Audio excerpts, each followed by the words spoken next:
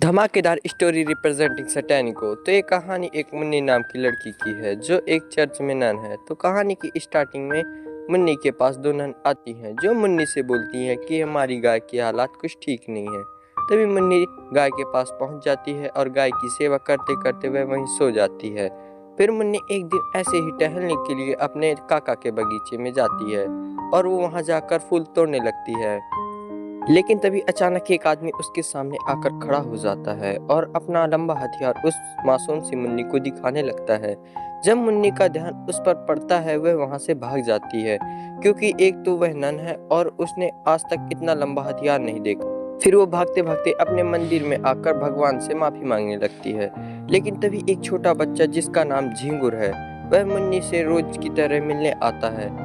फिर मुन्नी बगीचे वाली बात भूलकर झिंगुर के साथ भेड़ को खिलाने लगती, लेकिन वह आदमी मुन्नी का पीछा करते करते उसके पीछे जाकर खड़ा हो जाता है। मुन्नी की नजर उस पर पड़ती है और वो खड़ी होकर उसको देखने लगती है।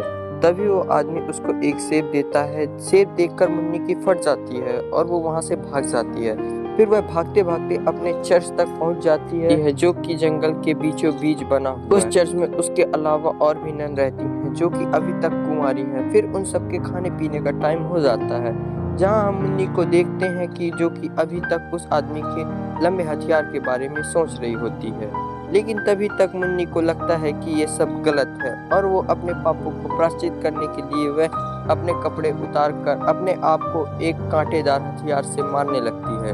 मारते मारते अपने खूबसूरत बदन को खून से रंग लेती है। फिर अगले दिन मुन्नी अपने रूम में कपड़े बदल रही होती है। तभी वह एक नन आकर खड़ी हो जाती जो मुन्नी के गोरे बदन को देखकर बहक जाती है और उसको चाटने लगती है। तभी मुन्नी भी उसके साथ लग जाती है। लेकिन थोड़ी देर बाद मुन्नी को उसके साथ मजा नहीं आता और वो अपनी गुफा के लिए एक हथियार ढूंढने लगती है। फिर वो लंबे हथियार वाले आदमी को ढूंढने लगती है, लेकिन वो उसको नहीं मिलता। फिर रास्ते में उसको झिंगुर मिल जाता है। फौरन वो झिंगुर को अपनी तरफ उकसाने लगती है, लेकिन झिंगुर एक अच्छा लड़का था, उसको ये सब नहीं करना था।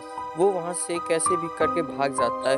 फिर मुन्नी उस नन के पास जाती है, लेकिन वो नन मुन्नी से नाराज हो जाती है क्योंकि वो उसको बीच में छोड़कर चली गई थी, क्योंकि मुन्नी की आग तो और तेजी से बढ़ती जा रही थी। तभी वो फिर से झिंगुर के पास जाती है, लेकिन झिंगुर तो घोड़े बेचकर सो रहा था। तभी मुन्नी उसके बिस्तर में घुसकर उसके काले नाग के साथ खेलने लगती है। तभी झिंगुर की आंख खुल जाती है और वो मुन्नी को बेड के नीचे फेंक देता है। तभी मुन्नी को गुस्सा आ जाता है। वो पास ही पड़े चाकू को उठाकर उसके काले सांप की गर्दन ही काट देती है, लेकिन वह इतने में नहीं रुकती। वह उसके झोपड़े में आग लगा देती है और वहां से भाग जाती है। फिर वहां से भागकर अपने कपड़े चेंज करने लगती है, लेकिन तभी उसका लॉकेट उसके गले में नहीं होता है। तभी वह अपना लॉकेट लेने के लिए उसी जगह जाने लगती है, लेकिन तभी उसको सुप्रियर नन मिलती है जो कि उसके पास आ रही होती है, क्योंकि उसको पता लग जाता है कि मुन्नी ने झिंगुर का खून किया है। फिर उसकी सुप्रियर नन उसको बोलती है कि अब जो हो गया उसको कोई वापस नहीं ला सकता। अब तुम जाकर अपने भगवान के सामने जाकर उससे माफी मांगो। फिर जब मुन्नी अपने भगवान के सामने जाती है उनसे माफी मांगने, लेकिन उसको भगवान की जगह शैतान दिखता है।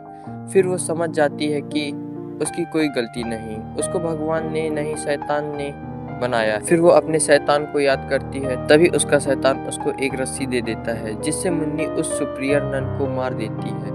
फिर अगले दिन जब सारी नन लाश को दफना रही हो, तभी मुन्नी को लगता है कि उसने कुछ ज्यादा ही गलत काम कर दिया। फिर वह वहां से किसी गुफा में चली जाती है, जहां पर फिर से अपने शैतान को याद करती है। तभी उसका शैतान मुन्नी से कहता है कि अब हम दोनों मिलकर इस चर्च में राज करेंगे और हम दोनों मिलकर सब नन को काबू कर लेंगे।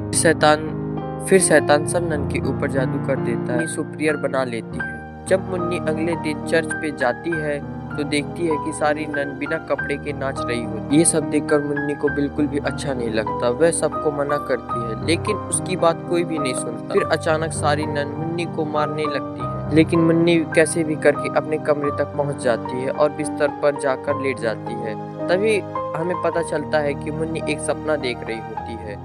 तो कहानी आपको कैसी लगी कमेंट करके ज़रूर बताएं और हमारे चैनल को सब्सक्राइब करें, क्योंकि हमारे चैनल की सारी वीडियो डिलीट हो गई हैं। तो चलिए बाद में मिलते हैं, अब तक के लिए धन्यवाद।